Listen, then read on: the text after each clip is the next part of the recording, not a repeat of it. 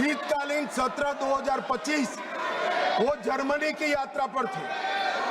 Budget सत्र 25 Vietnam की यात्रा पर थे। बजट सत्र 23 इंग्लैंड की यात्रा पर थे।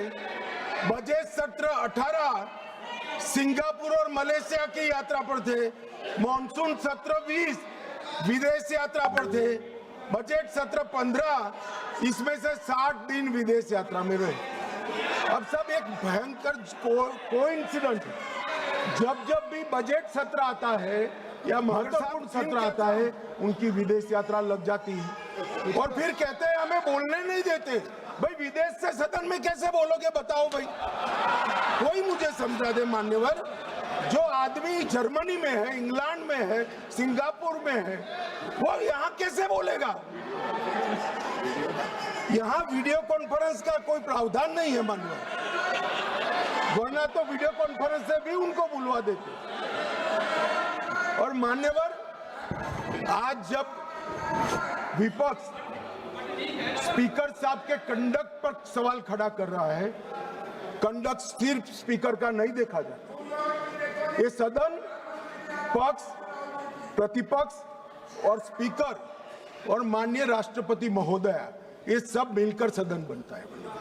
तो स्पीकर के कंडक्ट की टीका कर रहे हो, आपके कंडक्ट पर भी तो कभी बात करो। ये क्या हुआ मान्यवर? यहां पर ट्रेजरी बैंक पर प्रधानमंत्री बैठे हैं, दौड़ के आकर गले लग जाना, ऐसा कभी नहीं हुआ मान्यवर। कभी ऐसा नहीं हुआ कि सत्ताधारी पक्ष के सदस्यों के सामने फ्लाइंग किस करोगे। कभी ऐसा नहीं हुआ सदन में आंख मटकाओगे मान्यवर। मुझे तो बोलने में भी सारा संकोच होगा मान्यवर। ये कंडक्ट जो है, ये कंडक्ट जो है वो स्पीकर साहब के कंडक्ट पर सवाल उठा रहे हैं। मैं इनको पूछना चाहता हूं, एक मिनट माननीय गृहमंत्री जी, माननीय गृहमंत्री जी, गृहमंत्री जी, माननीय गृहमंत्री जी, एक मिनट।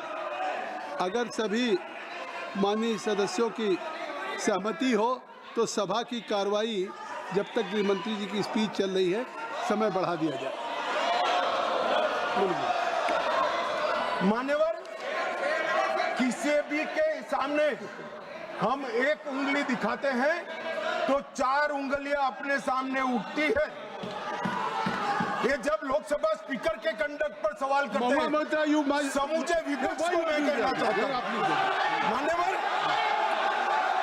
मान्यवर, किस तरह से एक कंडक्ट की बात कर रहे हैं जब उनके सर्वोच्च नेता ही आंख मारते हैं, आकर प्रधानमंत्री के गले लिपट जाते हैं, फ्लाइंग किस करते हैं मान्यवर। ये बताता है कि वो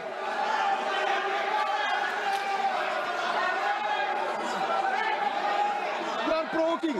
No, you are provoking. No, please. Nothing will go on with that. I will request anyone. You are provoking. Bhagwan Moitra is provoking. Kindly, please.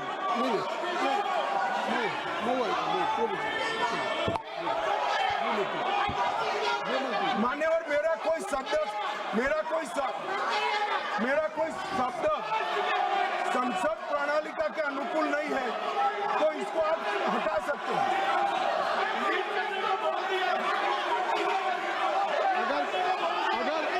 अगर कोई ऐसा शब्द होगा तो उसको मैं कार्रवाई में देख लूंगा। कोई शब्द होगा तो उसको कार्रवाई में देख लूंगा। चलिए, मैं कार्रवाई में देख लूंगा। मैं देख लूंगा। माननीय गृहमंत्री जी, माननीय गृहमंत्री जी,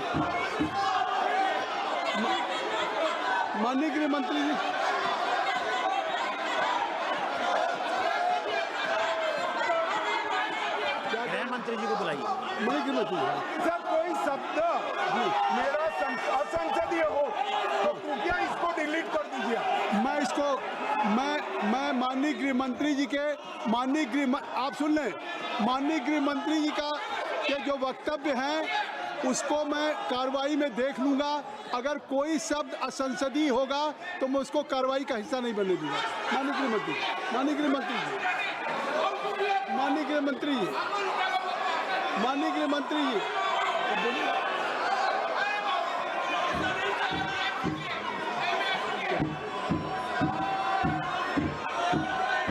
मैंने एक रूलिंग दे दी, मैंने एक ruling they the Jyoti, I have already given A ruling. देखिए मैंने कह दिया माननीय गृह मंत्री जी के अगर जो जवाब है उनका वक्तव्य है उसमें कोई भी अनपार्लियामेंट्री वर्ड्स होगा तो I will look into it and that will be expand. I have given promise, this is my ruling. आप जानबूझ करके सदन की कार्रवाई न करें। नहीं, नो, ये नहीं। आप सुनने का धैर्य रखिए। आपने इतनी बातें कही, नहीं, you have spoken, I think so, you have made a lot of charges against the government. नहीं, in your speech Gaurav Gogoi also he has spoken against the government. अगर उसका जवाब दे रहे हैं, अगर गृह मंत्री जवाब दे रहे हैं तो उनका अधिकार है, आप इसको सुनिए। ये यही तो कह रहे हैं। नहीं, सदन नियमों से चलेगा, सदन परंपराओं से चलेगा। नहीं, आखिर आप नहीं, आप बोले, आपको किसी ने डिस्टर्ब नहीं किया। गौरव जी मेरी रिक्वेस्ट सुन लें, आप ज्योति चलो, मैं कह रहा हूँ, आप कृपया चलें। जब मैं कह रहा हूँ कि धर्मेंद्र जी, गौरव जी, आखिर आप लोगों ने इस अविश्वास प्रस्ताव पे, मोशन पे आपने हर दल के लोगों ने जो बातें हुई, अविश्वास के साथ साथ सरकार के खिलाफ भी आपने कहा, सरकार के ऊपर आरोप लगाया, प्रधानमंत्री पे आरोप लगाया आपने सरकार। तो अगर अब गृह मंत्री जी सरकार की तरफ से जवाब दे रहे हैं तो उनको पूरा अवसर है, क्योंकि आपने अगर आरोप लगाए हैं, आपने कंडक्ट से हट करके केवल स्पीकर के उस टेक्स्ट तक नहीं थे। Jyoti madam, Jyoti, your most of the speaker they have level charges against. और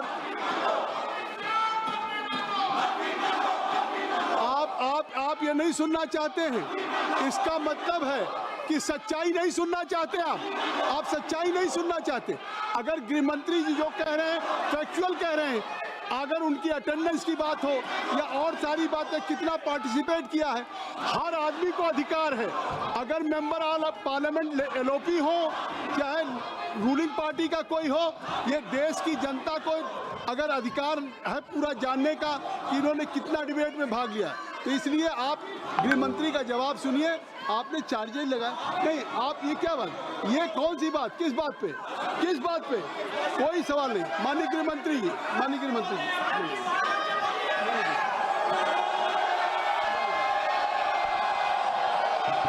nothing will go on record, nothing will go on record.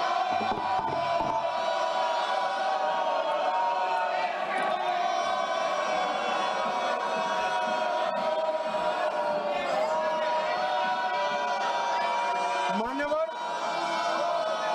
जब विपक्ष के सदस्य श्री गौरव गोगोई भाषण कर रहे थे, उन्होंने किया कि हम चीन की सीमा की चर्चा करना चाहते थे। एक अप्रकाशित पुस्तक के रेफरेंस से चर्चा करना चाहते थे, आपने करने नहीं दिया। मगर मैं पूरी कांग्रेस पार्टी को पूछना चाहता हूं कि अक्साई चीन का 38,000 वर्ग किलोमीटर क्षेत्र किसके समय में चीन हड़प गया? कांग्रेस पार्टी के समय में हड़प गया। और साहब, उस वक्त विपक्ष को प्रधानमंत्री जी ने जवाब क्या दिया? श्री जवाहरलाल नेहरू ने, कि वहां घास का एक तिनका भी नहीं उगता। ये तो उनकी मानसिकता है। 1962 में चीन पूरा नफा बढ़ा लिया। नेहरू जी ने कहा, my heart goes out to the people of Assam. Assam को बाय बाय कह दिया मान्यवर। इनके समय में चीन ने भारत का एक बहुत बड़ा क्षेत्र हड़प लिया, और वो चीन की बात कर रहे हैं। मान्यवर, जब कांग्रेस के रक्षा मंत्री एंटोनी जी यहाँ थे, उन्होंने कहा 6 सितंबर 2000 देश की संसद में कहा कि सीमा पर सड़कें बनाएंगे तो दुश्मन अंदर आ जाएगा। वो सेनाएं किसके लिए है? मान्यवर और स्वयं लीडर ऑपोजिशन लोकलाओं में हमारे और चीन की सेनाएं आमने सामने थी। वो चीनी दूतावास में मुफ्त मीटिंग कर रहे। पहले तो उन्होंने निर्णय किया, पर चीनी दूतावास जब इसका कंफर्मेशन किया तो उन्होंने कहा जानकारी लेने के लिए गए। अरे जानकारी लेनी थी तो रक्षा मंत्री जी को मिलते, प्रधानमंत्री जी को मिलते, राष्ट्रपति जी को मिलते। चीन के दूतावास से जानकारी आप लेना चाहते हो? मान्यवर, वर्ष 2005-6 में राजीव गांधी फाउंडेशन को चीनी दूतावास से 1 करोड़ 35 लाख रुपया का अनुदान मिला। ये राजीव गांधी फाउंडेशन चीनी दूतावास से दान लेता है और इसी के तहत इनका FCRA का लाइसेंस 2022 में रद्द होगा। अब मुझे बताएं कांग्रेस के लोग कि ये पैसों से क्या रिसर्च किया गया? मान्यवर, कांग्रेस की वरिष्ठ नेत्री और श्री राहुल गांधी की उपस्थिति में 7 अगस्त 2008 को चीनी कम्युनिस्ट पार्टी के साथ कांग्रेस पार्टी ने MOU करा। अब वो घोषित करे MOU क्या था। और मान्यवर, आज चीन UNSC में अगर सदस्य है तो जवाहरलाल नेहरू की सो कॉल्ड उदारता के कारण है। सदस्यता पर अधिकार सबसे बड़े डेमोक्रेटिक देश के नाते भारत का था, उन्होंने चीन को जगह कर दी। और ये selected works of Jawaharlal Nehru volume 29 पुष्ट नंबर 303 में लिखा हुआ है। मान्यवर, मैं आज यहाँ कहने आया हूँ, इन्होंने कहा कि अमेरिका के डील में भारत के किसानों का नुकसान हुआ है। मैं स्पष्टता करना चाहता हूँ,